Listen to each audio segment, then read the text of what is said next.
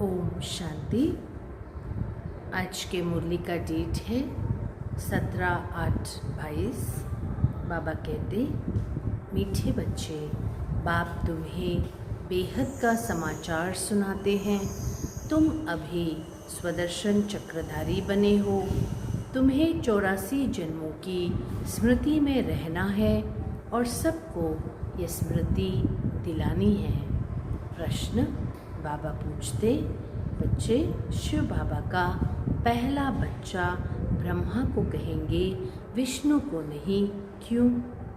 बाबा कहते, मीठे बच्चे, क्योंकि शिव बाबा ब्रह्मा द्वारा ब्राह्मण संप्रदाय रचते हैं। अगर विष्णु को बच्चा कहे तो उनसे भी संप्रदाय पैदा होना चाहिए, परंतु उनसे कोई संप्रदाय होती नहीं। विष्णु को कोई मम्मा बाबा भी नहीं कहेंगे। वह जब लक्ष्मी नारायण के रूप में महाराजा महारानी है तो उनको अपना बच्चा ही मम्मा बाबा कहते हैं। ब्रह्मा से तो ब्राह्मण संप्रदाय पैदा होते हैं। गीत, तुम ही हो माता पिता। ओम शांति। बाप बैठ बच्चों को समझाते हैं कि कोई गुरु गोसाई ऐसे नहीं कह सकते कि बाप बैठ बच्चों को समझाते हैं। बाप बच्चों को क्या समझाएंगे?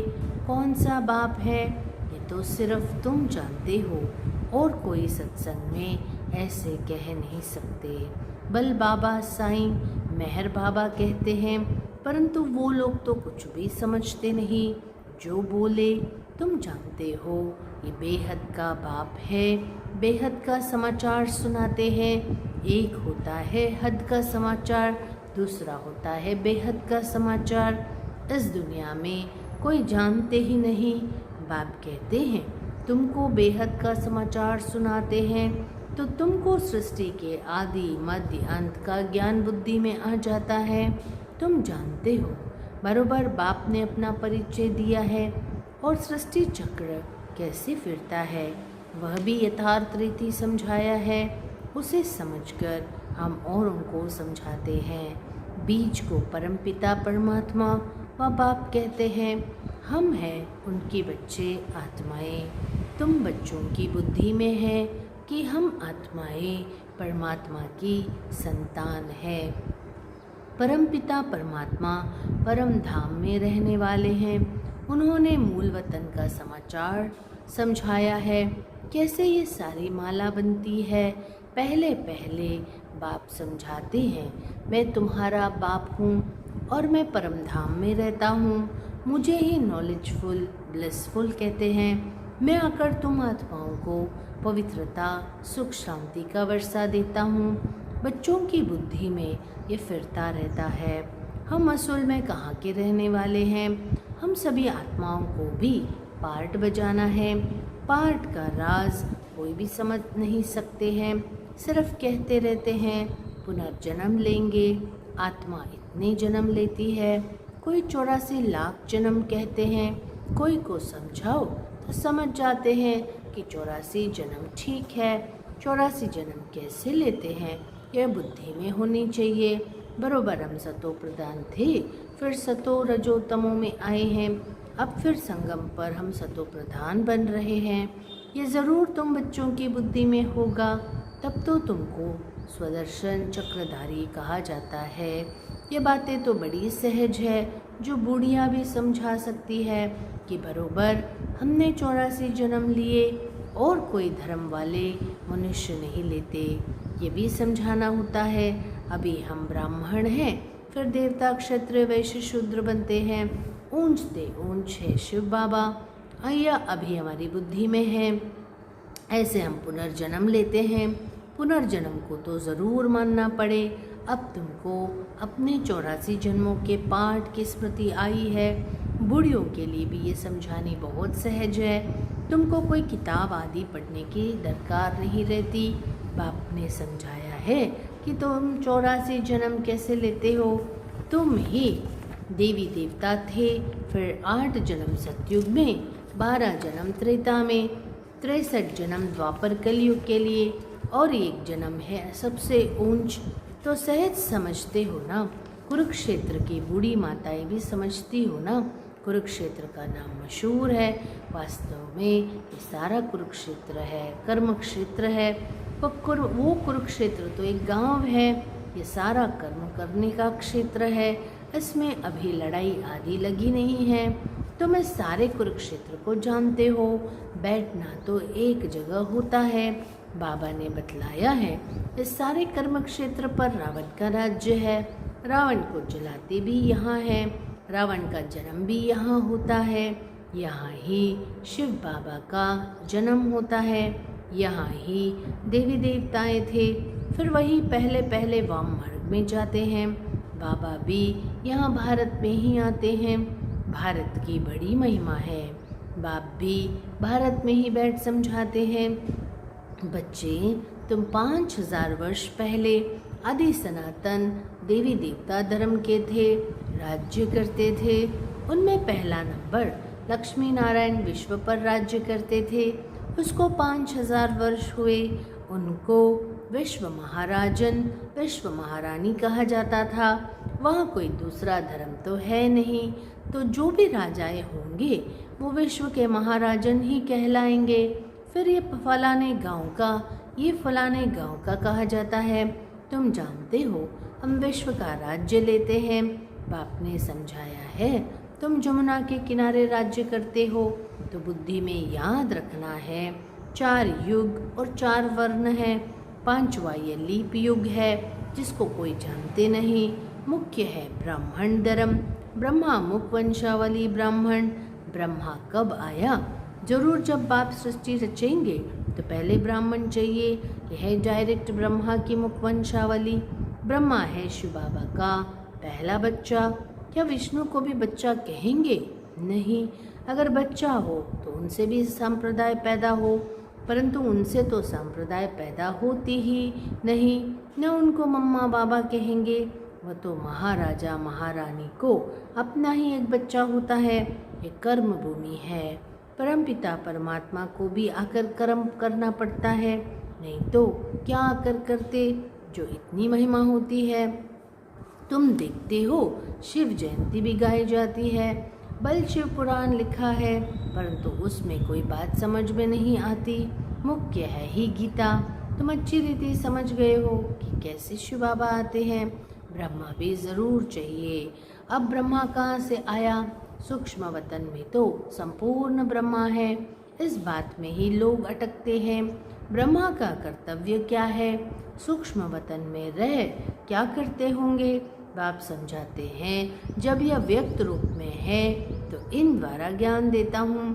फिर यही ज्ञान लेते लेते फरिश्ते बन जाते हैं। वह संपूर्ण रूप वैसे मम्मा का भी है, तुम्हारा भी ऐसे ही संपूर्ण रूप बन जाता है। बूढ़ी बूढ़ी माताएं सिर्फ इतना धारण करें कि हम 84 जन्म कैसे लेते हैं। ये भी समझाया जाता है कि बाबा कर्म क्षेत्र पर पाठ बजाने बेच देते हैं। मुख से कुछ भी नहीं बोलते। ये भी ड्रामा बना हुआ है। ड्रामा अनुसार हर एक को अपने अपने समय पर आना है। तो बाप बैठ समझाते हैं सृष्टि के आदि में पहले पहले कौन थे, फिर अंत में कौन है। अंत में सारी संप्रदाय जड़ जड़ी भूत अवस्था को पाई हुई है। बाकी ऐसे नहीं कि प्रलय हो जाती है। श्री कृष्ण अंगूठा चूसता हुआ आता है। ब्रह्मा द्वारा स्थापना करते हैं नई संप्रदाय की। परमपिता परमात्मा इस दैवी सृष्टि की रचना कैसे करते हैं ये तो तुम जानते हो। वो तो कृष्ण को समझ बैठे हैं। तुम जानते हो बाप ही पतित पावन है। अंत में आएंगे पावन बनाने। जो कल्प पहले पावन बने थे वही आएंगे, आकर ब्रह्मा के मुख वंशावली बनेंगे और पुरुषार्थ कर शिव बाबा से अपना वर्षा लेंगे। रचयिता नॉलेजफुल वो है ना, वर्षा बाप से ही मिल सकता है। दादा को भी उनसे मिलता है। तो बाबा कहते उनकी ही महिमा गाई जाती है। त्वमेव माताश्च पिता, बरोबर सच्चा सुख देने वाला वो है। यह भी तुम जानते हो, दुनिया नहीं जानती। जब रावण राज्य शुरू होता है तभी दुख शुरू होता है। रावण बेसमझ बना देते हैं। बालक में जब तक विकारों की प्रविष्टता नहीं है तो उसको महात्मा का समान कहते हैं। जब बालिग होता है तब लौकिक संबंधी उनको दुख का रास्ता बतलाते हैं। पहला रास्ता बतलाते हैं कि तुमको शादी करनी है। लक्ष्मी नारायण और राम सीता ने क्या शादी नहीं की है, परंतु उनको पता ही नहीं है कि उनका पवित्र प्रवृत्ति मार्ग था। अब यह अपवित्र प्रवृत्ति मार्ग है। वह तो पवित्र स्वर्ग के मालिक थे, हम तो पतित नरक के मालिक हैं। यह ख्याल बुद्धि में आता ही नहीं है।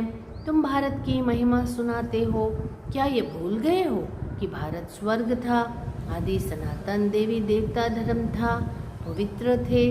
अब तो अपवित्र उनके आगे जाकर माथा टेकते हैं। पतित पावन बाप ही पावन दुनिया की स्थापना करते हैं। बरोबर पावन भारत था। अभी तो मुख से कहते हैं हम पतित हैं। कोई लड़ाई आदि होगी तो यज्ञ रचेंगे। बाबा कहते शांति के लिए मंत्र भी ऐसे जपते हैं, परंतु शांति का अर्थ समझते नहीं है भी बड़ा सहज। गॉडफादर कहते हैं तो बच्चे ठहरे ना, वह हम सबका बाप है तो ब्रदर्स ठहरे ना। बरोबर हम प्रजापिता ब्रह्मा के मुख वंशावली बहन भाई ठहरे। सतयुग में भी मुख वंशावली होती नहीं, सिर्फ संगम पर ही मुख वंशावली होने से बहन भाई कहलाते हो। बाप कहते हैं मैं कलप के संगम युग पर साधारण वृद्ध तन में प्रवेश करता हूँ, जिसका नाम फिर ब्रह्मा रखता हूँ, जो फिर ज्ञान को धारण करके अव्यक्त संपूर्ण ब्रह्मा बनते हैं। है वही, दूसरी बात नहीं है। ब्राह्मण फिर वही देवता बनते हैं, चक्र लगाकर अंत में आकर शूद्र बनते हैं। फिर ब्रह्मा द्वारा ब्राह्मण रचते हैं। बूढ़ियों के ऊपर भी ब्राह्मणियों को मेहनत करनी है। हमने 84 जन्म पूरे किए, ये तो समझ सकते हैं ना। बाबा कहते हैं मुझे याद करो, इस योग अग्नि से ही विक्रम विनाश होंगे। अभी आत्माओं को कहते हैं मामी कम याद करो। शिव बाबा कहते हैं लकी सितारो, हे सालिग्रामो, तुम आत्माओं के बुद्धि में ये ज्ञान डालते हैं। आत्मा सुनती है, परमात्मा बाप सुनाते हैं। ब्रह्मा द्वारा स्थापना तो जरूर मनुष्य ही होगा और बूढ़ा भी होगा। तो बाबा कहते बच्चे, ब्रह्मा द्वारा स्थापना तो जरूर मनुष्य ही होगा और बूढ़ा भी होगा। ब्रह्मा को भी हमेशा बूढ़ा दिखाते हैं, कृष्ण को छोटा समझते हैं। ब्रह्मा को कभी छोटा बच्चा नहीं कहेंगे, उनका छोटा रूप बनाते नहीं हैं। जैसे लक्ष्मी नारायण का छोटा रूप नहीं दिखाते, वैसे ब्रह्मा का भी नहीं दिखाते हैं। बाप खुद कहते हैं मैं वृद्ध तन में आता हूँ, तो तुम बच्चों को भी यही मंत्र सुनाते रहना है। शिव बाबा कहते हैं मामी कम याद करो। शिव को ब्रह्मा को बाबा कहते हैं, शंकर को कभी बाबा नहीं कहते, वह तो शिव शंकर को मिला देते हैं। तो यह भी बुद्धि में बिठाना है। आत्माओं का बाप अब परमपिता परमात्मा आए हैं, तो ऐसी ऐसी सहज बातें बूढ़ियों को समझानी चाहिए। बाबा प्रश्न पूछते हैं आगे तुमको क्या बनाया था, तो इतना तो कहे कि स्वदर्शन चक्रधारी बने थे। बाप को और चक्र को याद करने से तुम रूहानी विलायत में चले जाएंगे। वो फॉरेन तो दूर देश है ना, हम आत्माएं सब दूर देश में रहने वाली है। हमारा घर देखो कहाँ है, सूर्य चांद से भी पार। बाबा कहते जहाँ कोई गम नहीं। अभी तुम आत्माओं को घर की याद आई है। हम वहाँ अशरीरी रहते थे, शरीर नहीं था। यह खुशी होनी चाहिए। अभी हम अपने घर जाते हैं। बाप का घर सो अपना घर। बाबा ने कहा है मुझे याद करो और अपने मुक्तिधाम को याद करो। साइंस घमंडी तो परमात्मा को बिल्कुल नहीं जानते हैं। बाप तो तरस करते हैं। बाप को तरस पड़ता है कि उन्हों के कानों में भी कुछ पड़ता रहे, तो शिव बाबा को याद करे, दे अभिमान टूट जाए। नर से नारायण बनने की यह सत्य कथा है। सच्चे बाप को याद करो तो सचखंड के मालिक बन जाएंगे। सच्चा बाबा ही स्वर्ग स्थापन करते हैं। कहते हैं और संग बुद्धि योग तोड़ो। सरकारी नौकरी 8 घंटा करते हो, उनसे भी ये बहुत ऊंची कमाई है। कहाँ भी जाओ बुद्धि से ही याद करते रहना है। तुम कर्म योगी हो। कितना सहज समझाते हैं। बूढ़ियों को देखकर मैं बहुत खुश होता हूँ, क्योंकि फिर भी हमारे हम जिन्स है। मैं मालिक बनूँ, हम जिन्स ना बने तो यह भी ठीक नहीं है। बाप है अविनाशी ज्ञान सर्जन। इन ज्ञान इंजेक्शन सतगुरु दिया, अज्ञान अंधेर विनाश। तुम्हारा अज्ञान दूर हो गया है, बुद्धि में ज्ञान आ गया है, सब कुछ जान गए हो। अच्छा, मीठे मीठे सिक्की लदे बच्चों प्रति माता पिता बाप दादा का याद प्यार और गुड मॉर्निंग। रूहानी बाप की रूहानी बच्चों को नमस्ते। रूहानी बच्चों की रूहानी बाप को नमस्ते। धारणा के लिए मुख्य सार, ऊंची कमाई करने के लिए बुद्धि का योग और सबसे तोड़ बाप से जोड़ना है। सच्चे बाप को याद कर सचखंड का मालिक बनना है। दूसरा, जैसे ब्रह्मा बाप ज्ञान को धारण कर संपूर्ण बनते हैं, ऐसे ही बाप समान संपूर्ण बनना है। वरदान बाबा कहते, अटूट निश्चय के आधार पर विजय का अनुभव करने वाले सदा हर्षित और निश्चिंत भवा। निश्चय की निशानी है मनसा वाचा कर्मणा संबंध संपर्क हर बात में सहज विजयी। जहाँ निश्चय अटूट है वहाँ विजय की भावी टल नहीं सकते। ऐसे निश्चय बुद्धि ही सदा हर्षित और निश्चिंत रहेंगे। किसी भी बात में ये क्या, क्यों, कैसे कहना भी चिंता की निशानी है। निश्चय बुद्धि निश्चिंत आत्मा का स्लोगन है।